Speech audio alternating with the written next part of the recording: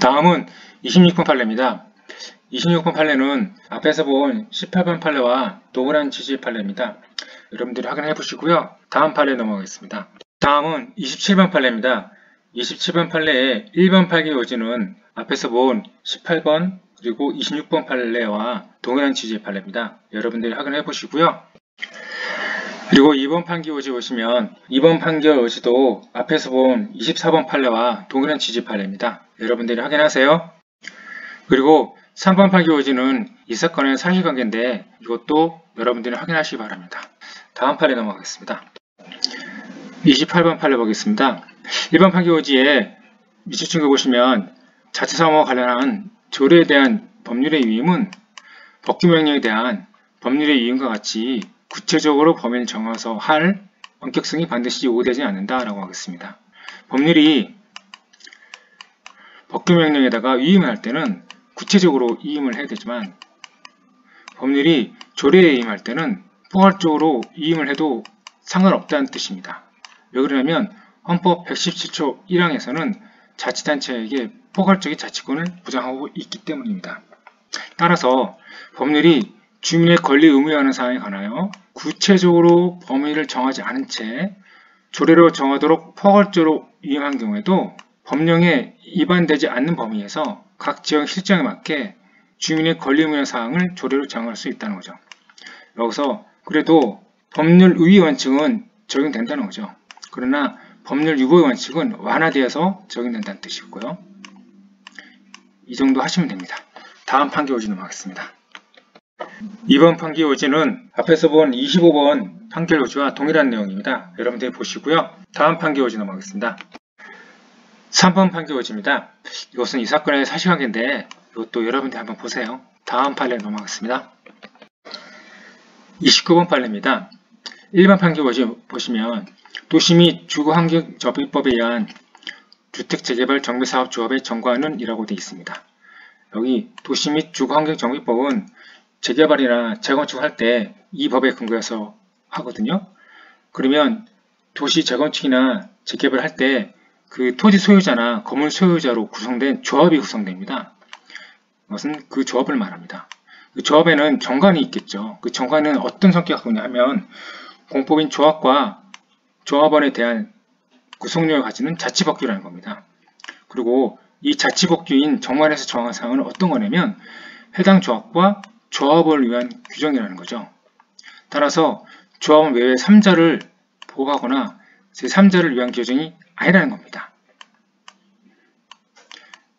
다음 판결 요지 보시면 2번 판결 요지 보시면 정관에는 용역계약을 대의원회의의 의결사항으로 정의되어 있는데 입장이고 이사장인 이사의 이장인 변무사로 선정합니다.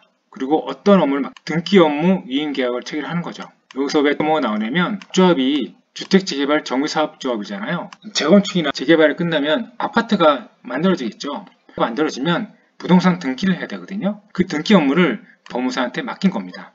그런데 기존에 각 조합과 위임계약을 체결해서 등기 업무를 수행하고 있던 정법무사 법인이 있었어요. 이 정법무사 법인이 이 을이 조합 정관을 위반해서 정관을 위반했기 때문에 자기가 손해를 입었다 해가지고 을이 누굽니까? 조합장이고 이사의 의장이죠. 상대로 소합니다. 이래서 대법은 뭐라 하냐면 대의원회의 의결을 하더라도 그 정관 위반 행위만으로는 법인에 대한 이 정관은 앞에서 말씀드렸잖아요. 조합과 규정이지 조합 외부 제3자를 없다는 겁니다. 그런데 원심이 잘못 판단했다는 겁니다. 하시고요. 다음 판례 넘어가겠습니다. 30번 판례 보겠습니다.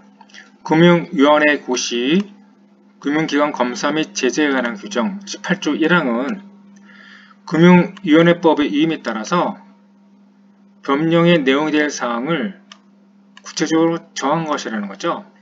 그러니까 이 고시는 금융위원회법에 위임이 있었고요. 그 내용은 금융위원회법에 실려할 사항인데 위임에 따라서 고시에 실린 거라는 거죠. 따라서 그와 결합하여 금융위원회법과 결합하여 대외적으로 구속력 있는 법규명령의 효력을 가진다. 이 정도 결론을 꼭 알아두시기 바랍니다. 다음 판례 넘어가겠습니다. 31번 판례입니다. 31번 판례는 사실관계를 잘 알고 계셔야 되는데 1번 동그라미 1번 보시면 1919년 10월 16일부터 10월 20일까지 부산과 마산지역에서 부마민주항쟁이 일어납니다. 이에 대해서 유신체제는 부산지역에다가 계엄선포를 하거든요. 비상계엄선포를 합니다. 그래서 계엄사령관은 같은 날 계엄법 13조에 따라서 계엄사령관의 조치로서 계엄포고 제1호를 발령하거든요. 그 내용이 뭐냐면 유언비어 날조 유포와 국론 분열 언금한다는 내용의 계엄포고 제1호를 발령합니다. 그러고 나서 1980년도 9월 27일 날 피고인은 유언비어를 유포했던 이유로 기소화되고 유죄판을 받습니다. 시간이 흘러서 2016년에 피고인은 재심 신청을 하고요. 사실관계는 이 정도 알고 계시면 되고요. 다음 판결유지 넘어가겠습니다. 판결유지 보겠습니다. 이 사건은 일단 전제적으로 뭘 알고 계셔야 되냐면 피고인이 유죄 판결을 받지 않았습니까? 그리고 일어나서 재심을 신청했는데 재심을 신청한 이유가 자기가 유죄 판결을 받은 것이 부당하니까 무죄를 선고해달라고 하고 있는 것이잖아요. 그런데 그 근거가 유죄 판결 받은 근거가 계엄포고 1호거든요. 계엄포고 1호인데 이 계엄포고 1호가 유언 위법해야 하지만 피고인이 무죄 판결을 받을 수 있어요. 그래서 이 계엄포고가 전체적으로 어떤 것이 되어야 되냐면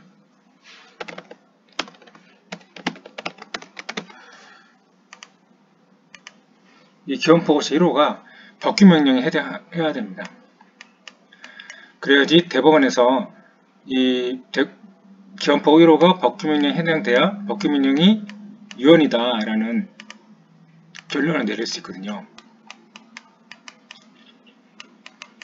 그래서 대법원에서는 법규명령 제1호의 법적 성격에 대해서 이제 어떻게 논하냐면 이렇게 다음과 같이 논하고 있습니다. 현행헌법 107조 2항에서는 대법원이 구체적 사건에 적용할 명령규칙 처분이 헌법이나 법률에 위반되는지 여부를 최종적으로 심사할 수 있는 권한을 갖고 있다 라고 되어 있습니다. 대법원이 명령규칙 심사권을 갖고 있다는 거죠. 근데 이 명령규칙이 뭡니까?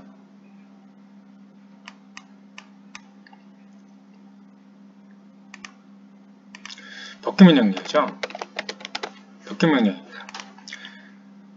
따라서 대법원이 계엄포고 제1호가 유언이다, 위법이다 라고 심사하기 위해서는 그 전제로 계엄포고 제1호가 법규명령에 해당되지만 그게 가능합니다.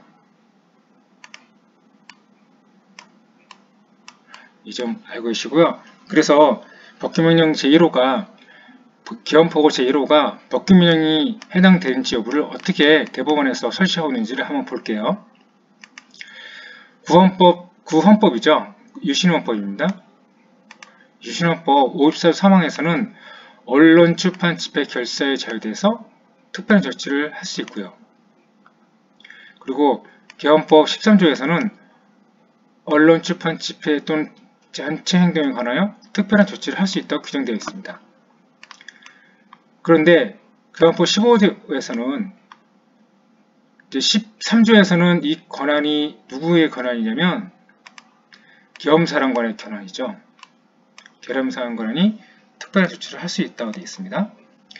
이에 받아서 계엄법 15조에서는 보십시오.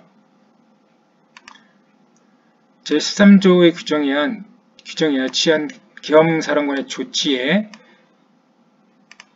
응하지 아니하거나 이에 배반하는 언론 또는 행동을 한 자는 징역 3년 이하의 징역이 처한다고 규정되어 있습니다.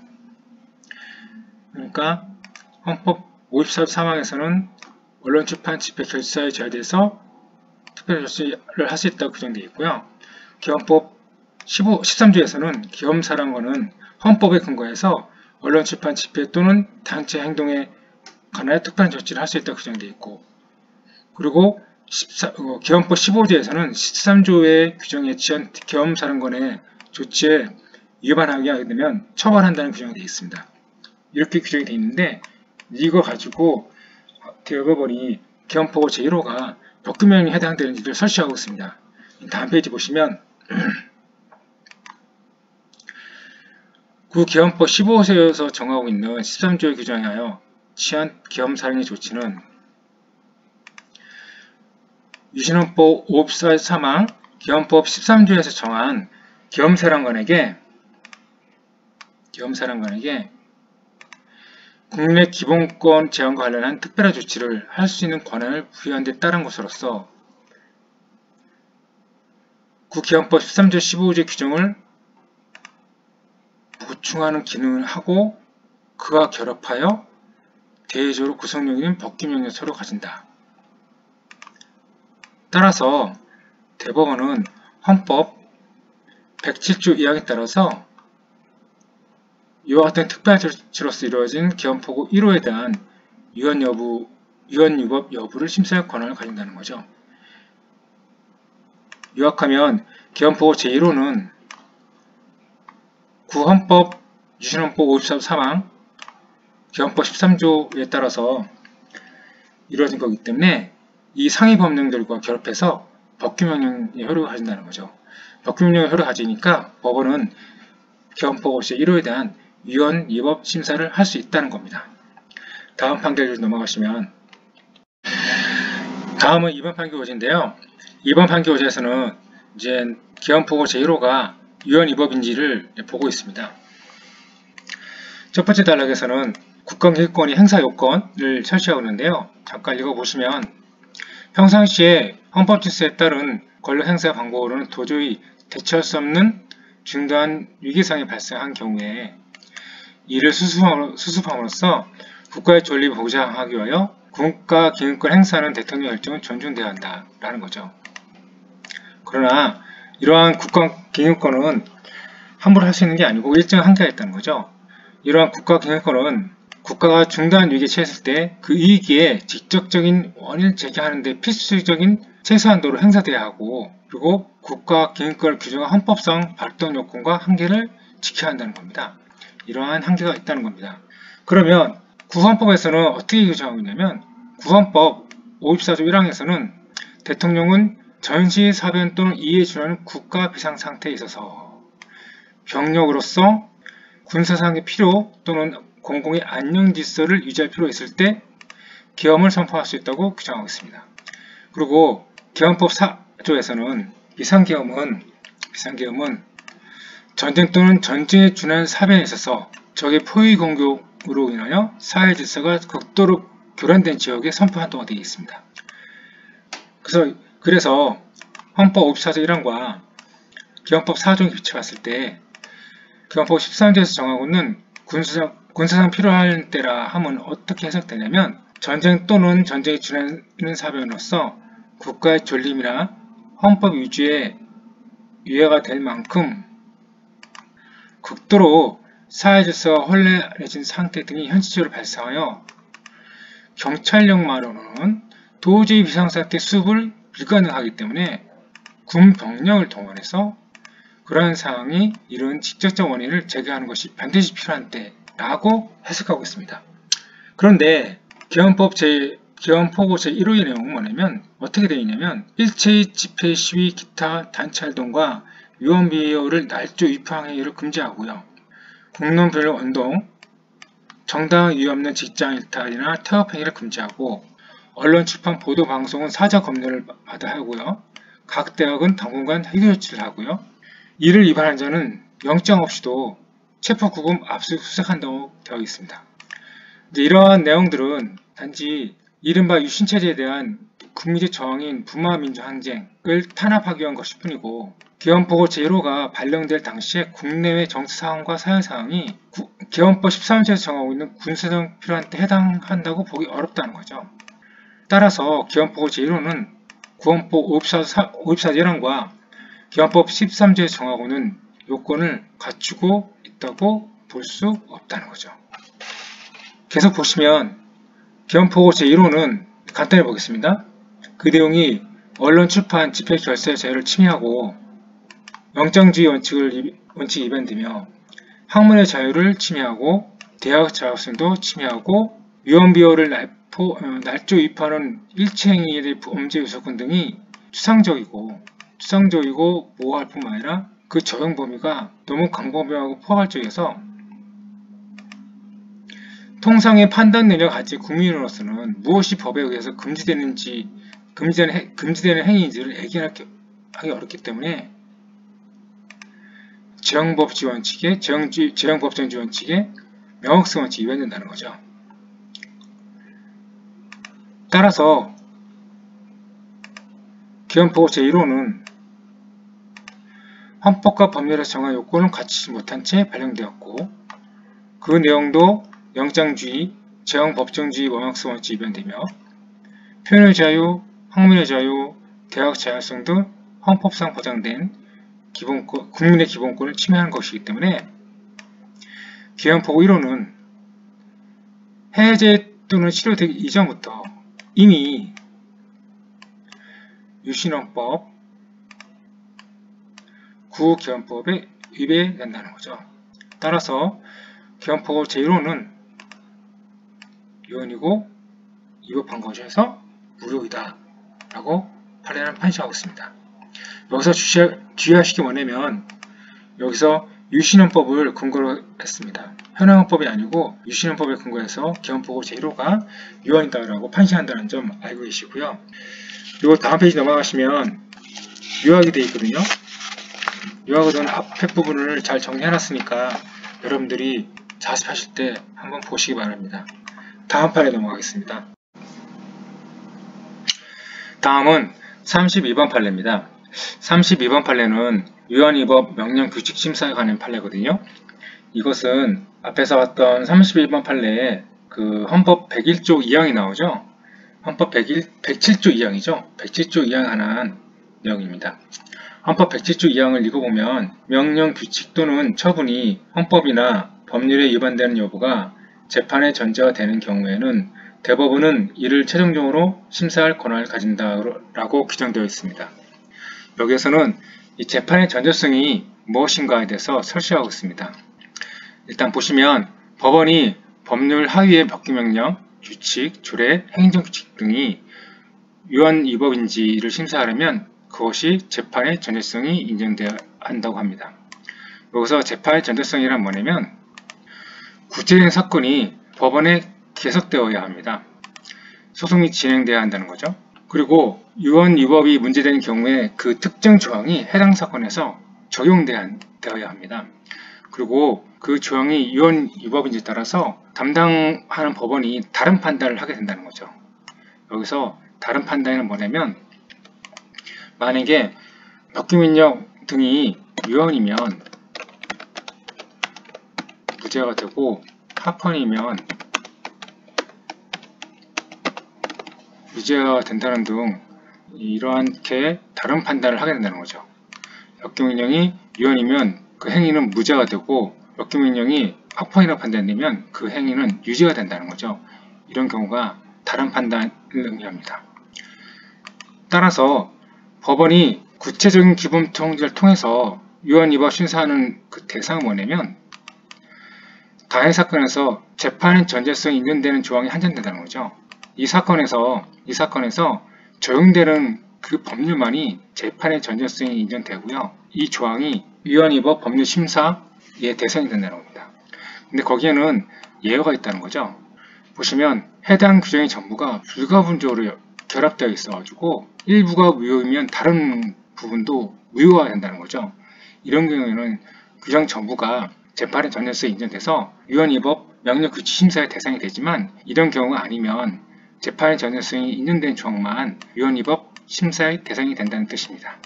여기까지 하시고요. 33번 판례 넘어가겠습니다. 33번 판례입니다. 33번 판례는 자주 나오는 판례인데 보시면 개정 법률이 전부 개정됐어요. 그러면 종전 법률 부칙의 경과 규정도 실효되죠. 그런데 특별한 사정이 있는 경우에는 종전 법률 부칙 경과 규정은 실효되지 않는 경우가 있다고 합니다. 이러한 특별한 사정이 무엇인가에 대해서 판례는 뭐라고 판시하고 있냐면 첫 번째 뭐냐면 별도의 규정을 둔다는 거죠. 그러니까 전부 개정된 법률에서 종전 법률 부칙 경과 규정에 관해서 계속 적용된다는 별도의 규정을 마련두고 있거나 아니면 그런 규정을 두고 있지 않다 하더라도 종전의 경과 규정이 실효되지 않고 계속 적용된다고 보아야 할 만한 예외적인 사정이 있다는 거죠. 이런 사정이 있으면 종전의 법률 부칙의 경과 규정은 실효되지 않는다고 합니다. 정리하면 법률이 전부 개정되면 종전 법률 부칙 경과 규정도 실효되지만 특별한 사정이 있는 경우에는 실효되지 않는다는 거죠. 이런 특별한 사정이 뭐냐면 별도의 규정이 있거나 아니면 예외적인 사정이 있는 경우에는 그렇다는 겁니다. 이런 예외적인 특별한 사정이 무엇인지에서 판례는 뭐라고 하고 있냐면 여러 가지 보고 있는데 종전 경과 규정의 입법 경위나 취지, 그 다음에 전부 개정된 법률의 입법 취지, 그 다음에 이게 중요한데 종전 경과 규정이 실효될 경우에 실효된다 볼 경우 법률상 공백 상태가 발생하는지 여부, 이게 세 번째가 중요하거든요. 법률상 공백 상태가 발생하는지 여부를 가지고 특별한 사정이 있는지 없는지를 판단한다고 합니다. 구체적으로 다음 판결 의지 보실 텐데 이젠 2번 판결 의지를 통해서 구체적인 사실관계를 보실 텐데요. 일단 보시면 도로법이 개정이 됩니다. 2조 15호에서 도로에 관한 정의 규정이 개정이 됩니다. 여기서 문제된 조항은 뭐냐면 건축 허가 시 시장 또는 군수가 그 위치를 지정한 도로를 도로의 개념으로 정의하고 있어요. 그리고 부칙조항에서는 뭐라고 규정되어 있냐면 이 법 시행 당시 종전의 규정에 의한 도로로서 국법이죠. 국법에 의해서는 도로였어요. 그런데 2조 15호의 규정이 적합하지 않은 것은 그러니까 종전의 개정법 이전의 법률에 따르면 개정법 이전의 건축법에 따르면 도로에는 해당되지만 도로에 해당되는데 개정법에 따라서는 도로에 해당되지 않는 거죠. 그렇다 하더라도 이를 도로로 본다는 거죠. 이런 부칙조항이 있었어요. 따라서 폭 4m 이상으로서 건축법 시행일 이전에 이미 주민의 통행로로 이미 사용하고 있던 도로는 시장 군수가 도로로 지정하지 않더라도 건축법상의 도로에 해당된다는 거죠. 이 부칙조항에 의해서. 그런데 건축법이 다시 한번 개정이 됐습니다. 또 보시면 건축 또는 허가 신고 시 시장 또는 군수 등이 그 위치를 지정한 도로라고 되어 있어요. 그런데 정의 규정을 이렇게 개정하면서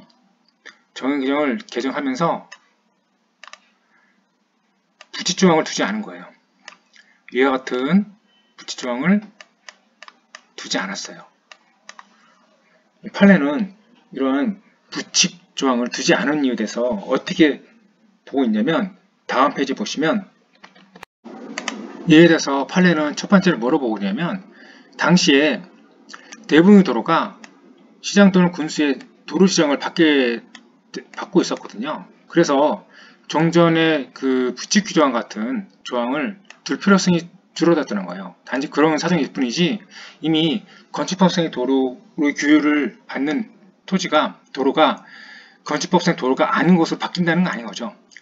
그리고 또 두 번째 뭐냐면 그 부칙조항이 이제 효력을 상실하게 되면 이미 건축법상의 도로로 규율을 받고 있는데 이 부칙조항이 상실하게 되면 건축법상의 도로의 규율을 안 받게 되죠. 그는 법률적 공백이 발생한다는 거예요. 그래가지고 이러한 부칙조항은 건축법이 전부 개정되었음에도 불구하고 여전히 실효되지 않고 효력이 발생한다는 겁니다. 이 두 가지 점을 들어서 대법원에서는 이 부칙조항이 실효되지 않고 여전히 효력이 유지되고 있다고 판시하고 있습니다. 다음 판결 의지 넘어가시면 3번 판결 의지 보시면 건축신고가 관계법령에서 정하고 있는 명시적 제한에 배치되지 않는 경우에도 건축허가권자는 건축을 허가하지 않아야 할 중대한 공사가 필요 있는 경우에는 건축신고 시효를 거부할 수 있다는 거죠. 이것은 자주 나는 판례고요. 다음 판결지 넘어가겠습니다. 4번 판결지는 처분 사유의 추가 및 변경에 의한 판례입니다. 처분 사유의 추가 및 변경은 일정한 한도에서 제한이 되는데 행정청이 별개의 사유를 들어서 처분 사유의 추가 및 변경을 주장할 수 없고요. 그러나 기본적 사실관계가 동일한 경우에는 처분 사유 추가 변경을 할 수 있습니다. 그런데 여기서 기본적 사실관계의 동일성 의무는 어떻게 판단하냐면 법적으로 판단하지 않고요. 구체적인 사실에 근거해서 그 사실관계가 기본적인 점에서 동일한지에 따라 결정합니다. 이 말이 무슨 말이냐면 육하 원칙 있죠?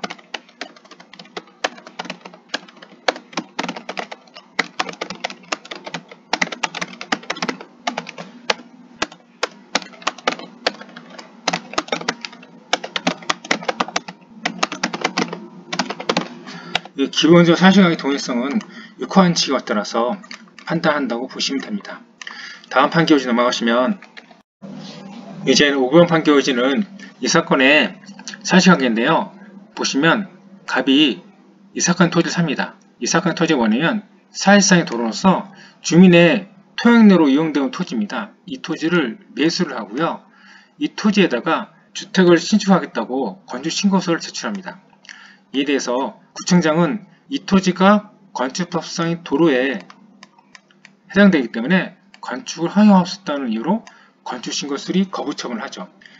이에 대해서 갑이 소송을 제기해서요. 1심에서는 원고인 갑이 승소하게 되는데 1심 법원에서는 뭐라고 하냐면 이 토지가 건축법상 도로에 해당하지 않는다는 이유로 갑에게 승소 판결을 해줍니다. 이래서 구청장이 항소를 하고요. 항소심에서 처분사유 추가 및 변경을 합니다. 뭐라고 하냐면 이 토지는 주민들의 통행에 제공된 사실상의 도로이긴 한데 이 도로에다가 건물을 신축하게 되면 주민들의 통행을 막게 되는 거죠. 그러면 사회 공동체나 주민들의 이익이 반한다는 거죠. 그래서 갑의 주택 건축을 허용할 수 없다는 주장을 추가로 주장한 겁니다. 이거에 대해서 2심에서는 이 주장을 두 번째 주장을 받아들인 겁니다. 왜 받아들였냐면 앞에서 말했던 1심에서 주장했던 건축법상 도로에 해당한다고 하여 건축을 허용할 수 없다는 1심의 주장과 2심의 주장한 이 토지가 사실상 도로이긴 한데 여기다가 주택을 건축을 하게 되면 주민들의 통행을 막게 되고 이는 사회 공동체나 주민들의 이익에 반하여 갑의 주택 건축을 허용할 수 없다는 이 주장을 받아들입니다. 왜냐하면 기본적 사실관계가 동일하다는 이유로 해가지고 피고의 처분사유 추가 및 변경을 받아들인 판례입니다. 여기까지 하시고요. 다음 판례 넘어가겠습니다. 34번 판례입니다. 34번 판례는 자주 나오는 판례인데 간단히 보시면 됩니다. 행정처분이 이제 법규성이 없는 행정규칙, 내부 지침 등에 위배되었어요. 그렇다 하더라도 그 처분이 위법한 것은 아니죠. 또 반대로 행정처분이 행정규칙 등 내부 지침 등의 정한 요건에 부합하다고 하여 그 처분이 적법한 것은 아니죠. 그러면 그 처분이 적법성은 어떻게 판단합니까? 내부 지침이 아니라 구속력 있는 일반 국민에 대해서 구속력 있는 법률 등 법규성 있는 관계법령 규정을 기준해서 판단한다는 거죠. 여기까지 하시면 되고요. 다음 판례 넘어갈게요. 35번 판례 보겠습니다. 제목 보시면 제재적 행정처분이 재량권의 범위를 일탈 남용하였는지 판단하는 방법 이렇게 되어 있습니다. 이것은 이익형량을 한다는 취지입니다. 간단히 보시면 처분에 의하여 달성하려고 하고는 공익성의 필요와 기인이 있게 될 부이익을 비교 교량하여 판단한다는 얘기입니다. 다음 판결 의지 넘어가겠습니다. 2번 판결 의지의 제목 보시면 제재적 행정처분의 기준이 불형 형식으로 되어 있는 경우라고 되어 있습니다. 이게 뭐냐면 별표를 의미합니다.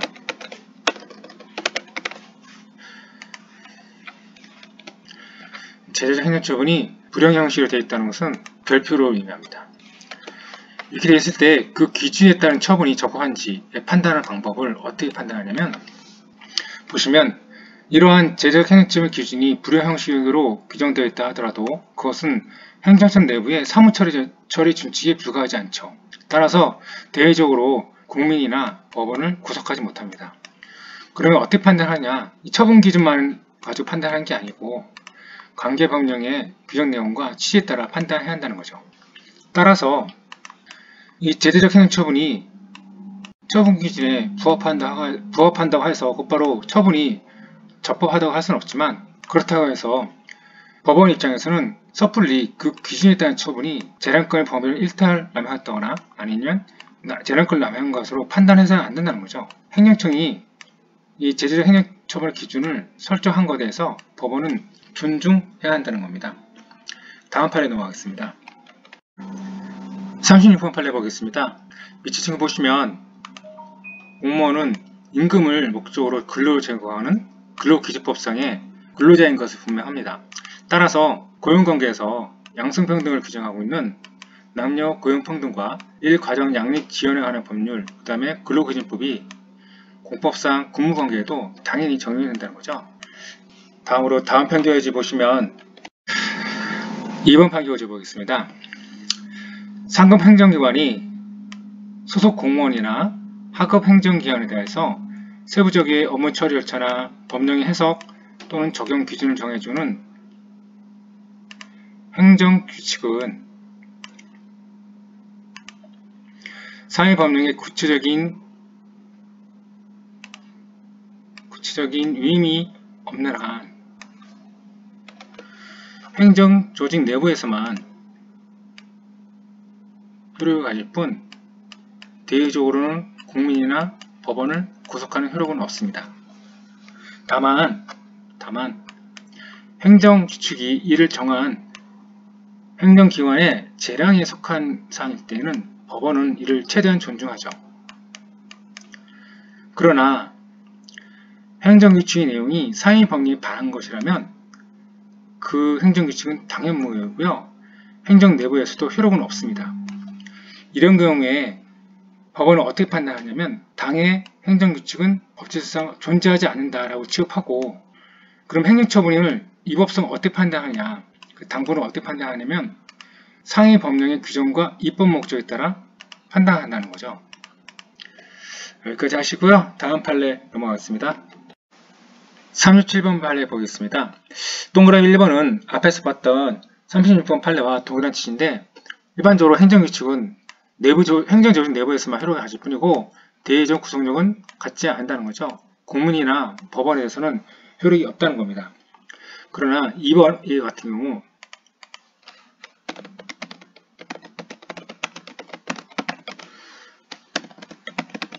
이번과 같이 법령 보충자 행정규칙인 경우에는 법규명령으로서 효력을 갖는데, 어떤 경우에 이러한 효력을 갖고 있는지를 보시면 법령의 규정이 있습니다. 법령에서 특정 행정기관에 그 법령의 내용을 구체적으로 정할 수 있는 권한을 부여하면서 그 권한 행사의 절차나 방법을 특정하지 않았습니다.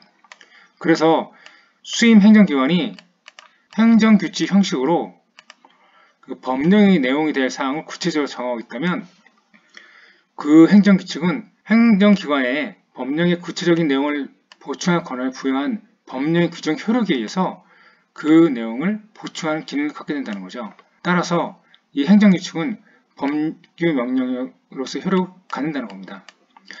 정리하면 원래 행정규칙은 행정조직 내부에서 효력이 있고 대외적으로 국민이나 법원을 구속하지 않지만 상위법령에서 위임을 하면서 그 권한 행사의 절차나 방법을 특정하지 않은 관계로 수임 행정기관이 행정규칙 형식으로 법령에 규정된 내용을 행정규칙으로 정하였다면 그 행정규칙은 법규명령으로서의 효력을 갖는다는 거죠. 이를 뭐라고 합니까? 법령 보충적 행정규칙이라고 하죠. 다음 판결지 넘어가시면 2번 판결지의 제목을 보시면 특정 행정규칙이, 여기서는 특정 행정규칙은 법령 보충적 행정규칙을 의미합니다. 이러한 특정 행정규칙이 위임의 한계를 준수하고 있는지 판단하는 방법, 그에 대해서는 여러 가지 사정을 종합적으로 판단한다는 거죠. 그런데 해당 법령의 해석상 가능한 것을 명시한 경우이거나 아니면 해당 법령 조항의 취지에 근거해서 이를 구체화하기 위한 것일 때는 위임의 범위를 벗어난 것이라고 볼 수 없다는 거죠. 해석상 가능한 경우, 그 다음에 이를 구체화하기 위한 경우에는 위임의 범위를 벗어난 것으로 볼 수 없다. 여기까지 하시고요. 다음 판례 넘어가겠습니다. 38번 판례 보겠습니다. 제목 보시면 재동포에 대한 입국 금지 결정이 있는 경우에 행정청이 이에 구속되어서 아무런 재량권을 행사하지 않고 사증 발급 거부 처분한 것이 적법한지가 문제된 사건입니다. 이 사건은 여러분도 잘 알고 계시겠지만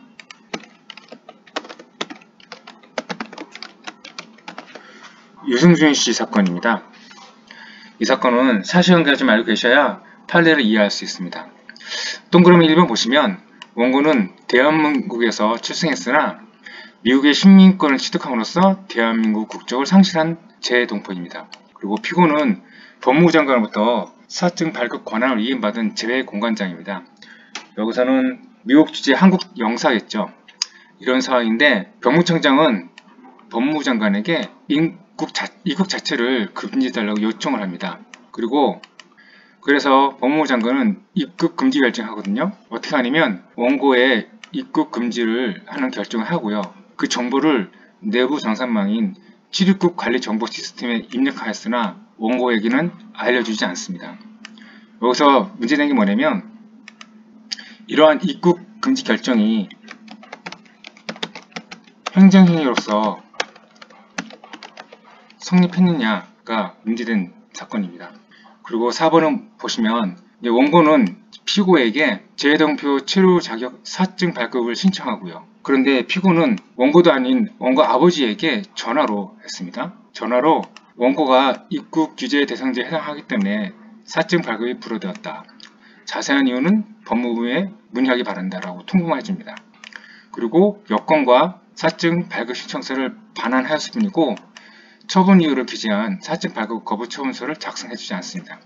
여기서 이 사안도 중요합니다. 사실관계는 이 정도 하시고요. 이제 원심과 대법원이 어떻게 판단했는지 좀 보실게요. 이 원심 판단입니다.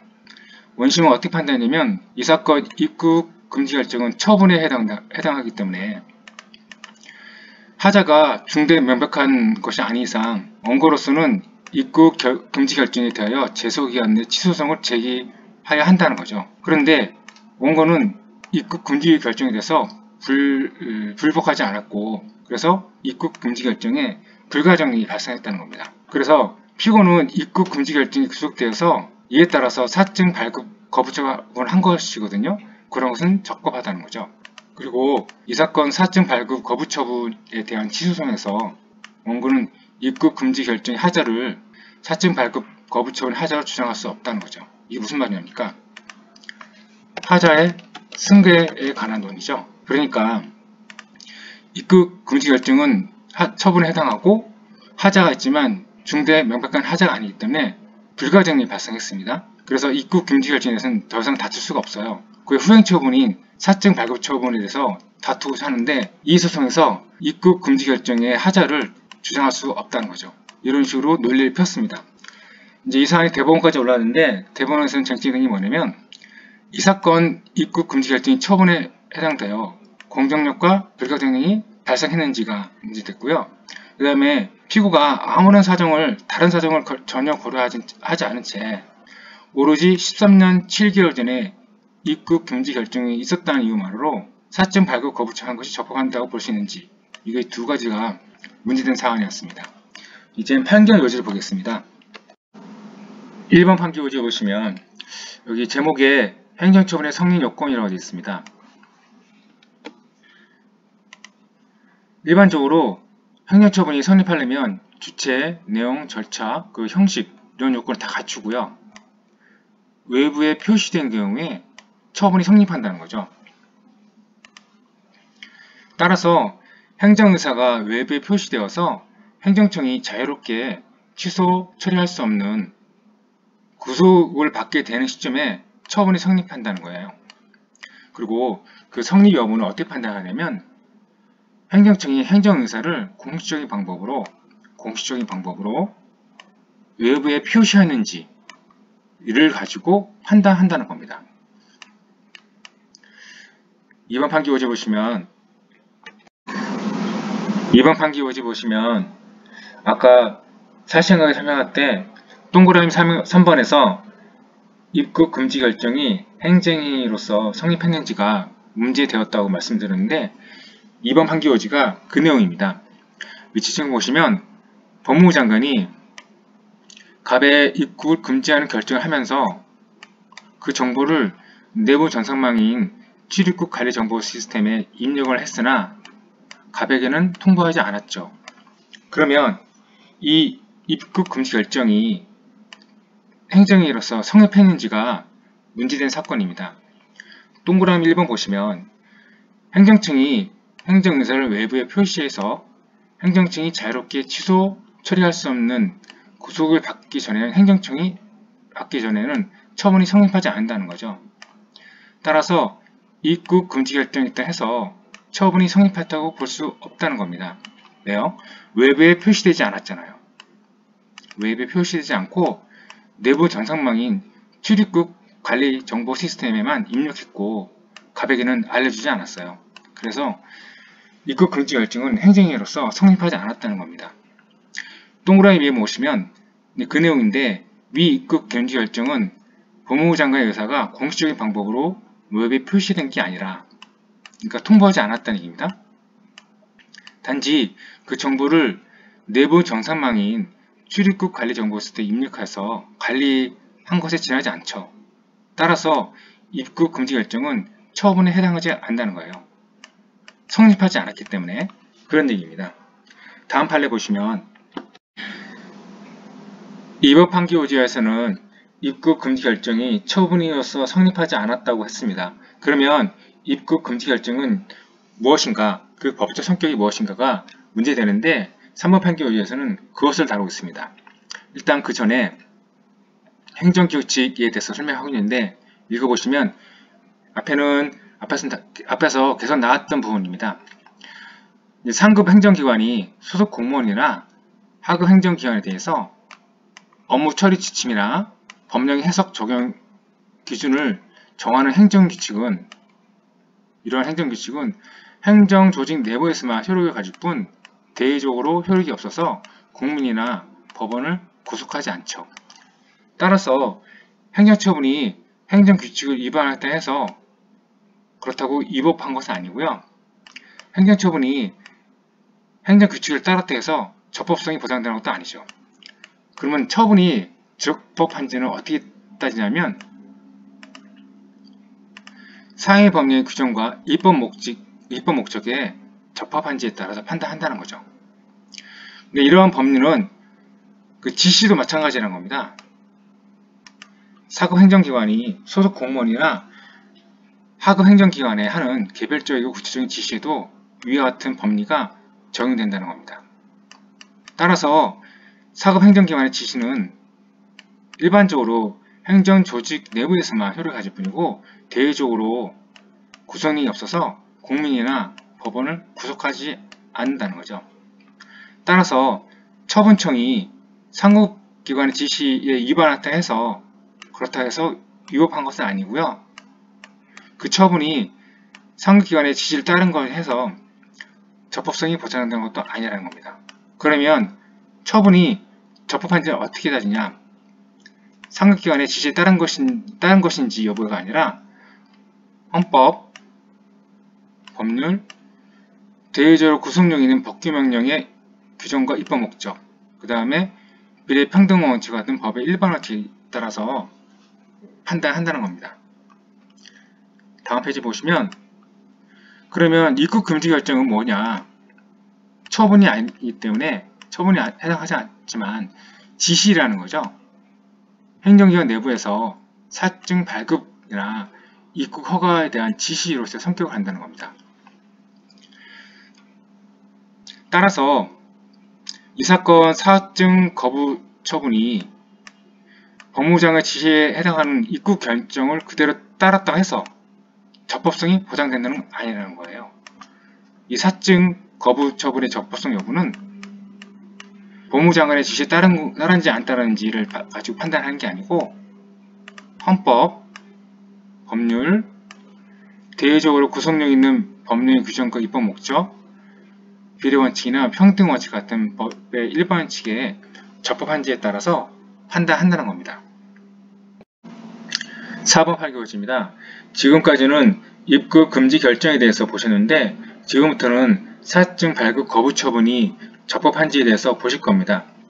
일단 그 전에 사전 작업을 하게 되는데 위치증 보시면 행정절차법 24조 1항에서는 행정청이 처분할 때는 문서로 하도록 되어 있죠. 그리고 전자문서로 하는 경우에는 당사자의 동의가 있어야 되고요. 그리고 단서 조항이 있는데 신속히 처리할 필요가 있거나 사안이 경미한 경우에는 말 또는 그 밖의 방법으로도 할 수 있다고 규정되어 있습니다. 그런데 이를 위반한 처분은 하자가 중대 명백하여 무효라는 거죠. 근데 이 사건에서 피고는 어떻게 했냐면 원고의 아버지에게 전화로 했습니다. 그리고 처분 사유를 기재한 사증 발급 거부 처분서를 작성해주지 않았고요. 그리고 이 사안에서 사증 발급 거부 처분이 행정자치법 24조 1항 단서 규정에 또 해당되지 않는다는 거죠. 그러면 피고가 원고가 한 사증 발급 거부 처분은 행정자치법 24조 1항을 위반한 하자가 됐다는 거죠.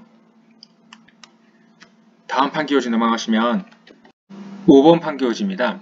그 전에 사실관계 설명할 때 피고가 사증 발급 거부 처분을 하면서 사증 발급 거부 처분서를 작성해주지 않았다고 했잖아요. 이 작성해주지 않은 행위가 위법한지에 대해서 설치하고 있습니다. 보시면 행정절차법 3조 2항 9호하고 시행령 2조 2항에서는 외국인의 출입국에 대한 사항을 행정절차법이 적용되지 않는다고 규정하고 있습니다. 그러나 모든 외국인의 출입국에 관한 사항을 대해서 행정절차법이 적용되지 않냐? 그렇지는 않다는 거죠. 일정한 제한이 있다는 거죠. 위에 보시면 행정절차법에 적용이 제외되는 외국인의 출입국에 관한 사항이란 보시면 해당 행정장의 성질상 행정절차를 거치기 곤란하거나 거칠 필요가 없다고 인정되는 사항이나 행정절차에 준하는 절차를 거친 사항으로서 행정절차법 시행령으로 저한 사항만을 가르친다고 설치하고 있습니다. 잘 알아두시고요. 그런데 이 사건 사증 발급 거부 처분은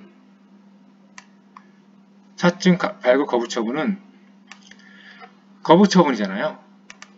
거부처분에 해당하기 때문에 행정절차법상 사전 조치도 할 필요 없고요. 의견 제출의 기회를 주지 않아도 상관없습니다. 그러나 그렇다고 해서 사증 발급 거부 처분을 하면서 행정절차법 24조에서 정하고 있는 처분서를 작성해 줄 필요 없느냐? 그렇지 않다는 거죠. 이런 경우에도 처분서를 작성해 줘야 한다는 거죠. 또한 출입국 관리법령에서는 사증 발급 거부 처분 작성에 관한 규정을 두고 있지 않거든요.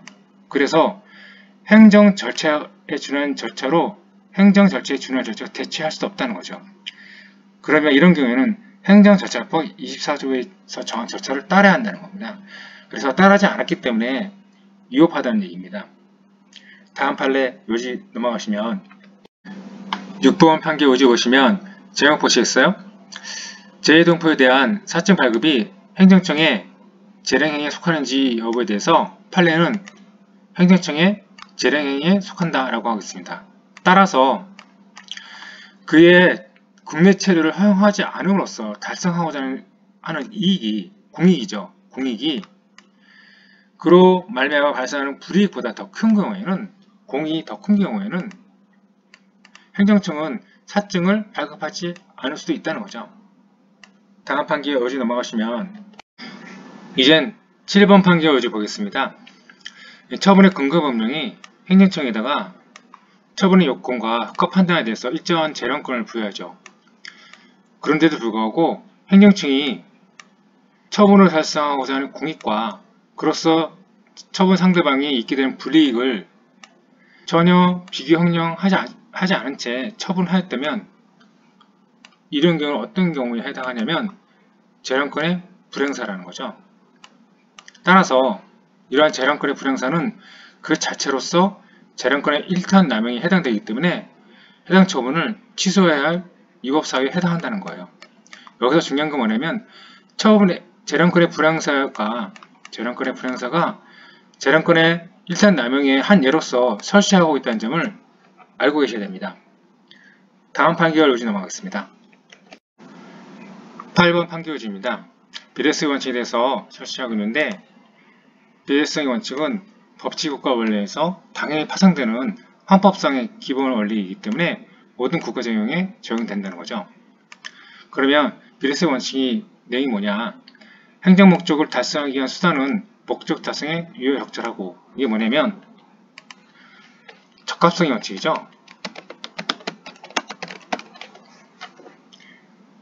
그리고 가능한 한 최소 침해를 가져오는 것이야 하며, 이게 뭐냐면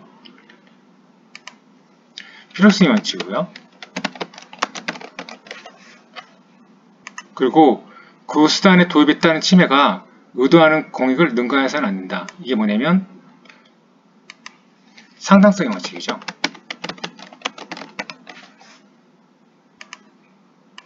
이 정도 하시고요. 9번 판결 요지 넘어가겠어요. 9번 판결 요지 보시면 처분의 상대방이 의무 위반을 했습니다. 그를 이유로 해서 제재 처분을 한 경우에 이 의무 위반의 내용과 제재 처분 사이에는 엄밀하게는 아니라도 어느 정도 비례관계를 유지돼야 한다는 거죠. 따라서 제재 처분이 의무 위반의 내용에 비해서 지나치게 가중해가지고 사회 통념상 현저하게 타당성이 이른 경우에는 재량권의 일탈남용에 해당해서 위법하다는 거예요. 다음 판결 요지 넘어가시면 10번 판결 요지입니다. 10번 판결 요지는 이 사건의 결론입니다. 위치 증거 보시면 사증 발급 거부 처분은 행정절차법 24조 1항을 위반한 하자가 있고, 앞에서 사증 발급 거부 처분을 하면서 처분서를 작성해주지 않았다 했죠? 그 얘기입니다. 그리고 제 공관장이 13년 전에 입국 금지 결정이 있었다는 이유만으로 그에 구속되어서 사증 발급 거부 처분을 한 것이 비례원칙 등에 위반했는지 판단하였음에도 불구하고 판단하지 않았죠. 재량권 불항사였죠. 그런데도 불구하고 입국 금지 결정에 따라서 사증 발급 거부 처분이 적법하다고 본 원심은 잘못되었다는 겁니다. 여기까지 하시고요. 다음 판례 넘어가겠습니다. 39번 판례입니다. 앞에서 38번 판례에서는 행정처분의 성립 요건에 대해서 설명했는데, 이번 39번 판례에서는 행정처분의 효력 발생 요건에 대해서 설명하고 있습니다. 행정처분의 효력이 발생하기 위해서는 도달이 있어야 되거든요. 도달이 있어야 되는데 이 도달의 의미가 무엇인지에 대해서 설명하겠습니다. 보시면 행정처분의 효력 발생 요건으로서의 도달이란 처분의 상대방이 알 수 있는 상태의 노임으로서 충분하다. 알 수 있는 상태의 노임으로서 충분하다는 거죠. 따라서 처분서가 처분 상대방의 주민등록상의 주소지에 송달되어서 처분 상대방의 성원이나 그 밖에 우편물 수령 권한을 이용받는 사람이 수령을 하면 처분 상대방이 알 수 있는 상태에 있었다는 거죠. 수령을 하면. 그런데 행정소송법 20조 1항에서는 제소기간의 기산점이 처분 등이 있으면 안날로 규정하고 있거든요. 이 처분 등이 있으면 안날이란 무엇을 의미하느냐? 보시면 행정소송법 20조 1항이 정한 제소기간의 기산점인 처분 등이 있음을 안날이란 통지, 공고, 기타의 방법으로 당해 처분이 등이 있었다는 사실 현실적으로 안날을 의미한다고 합니다. 현실적으로 안날을 의미한다는 거죠. 여기서 구분하실 건 뭐냐면 도달은 알 수 있는 상태에 놓이면 되고요. 처분 등이 있은 날은 현실적으로 안날을 의미합니다. 그런데 이 도달의 의미와 처분 등의 의미가 있는 안날의 관계가 중요하거든요. 이 관계는 3번 판결에 의해서 설명하고 있습니다. 넘어가시면 3번 판결입니다. 앞에서 봤던 도달의 의미와 처분 등이 있으면 안날의 관계를 설치하고 있는데 1번 판결 보시면 동그라미 1번입니다. 사회 통념상 처분이 있음을 상대방이 알 수 있는 상태에 놓인 때 상대방이 처분이 있음을 알았다고 추정할 수 있다는 거죠. 그러니까 알 수 있는 상태에 놓이면 처분이 있음을 알았다고 추정할 수 있다는 거예요. 그리고 우편물이 등급 취급의 방법을 발송된 경우, 등급 취급의 방법이 뭐냐면 등기 우편을 말합니다. 이렇게 등기 우편으로 보내면 그 무렵 시추인에게 배달되었다고 추정할 수 있다는 거죠. 그래서 그 무렵이 뭐냐면 발송된 경우에 발송된 때를 의미합니다. 등기 우편을 보내면 발송된 때에 시추인에게 배달되었다고 추정할 수 있다는 거죠. 이 두 가지는 중요합니다. 잘 알아두시기 바랍니다. 다음 판에 넘어가겠습니다. 40번 판례입니다. 40번 판례는 간단히 보시면 되는데 조건은 장래에 불확실한 사실을 의미하고요. 기한은 장래에 확실한 사실을 의미합니다. 이 정도 구분하시면 됩니다. 여기까지 하시고요. 다음 판에 넘어가겠습니다.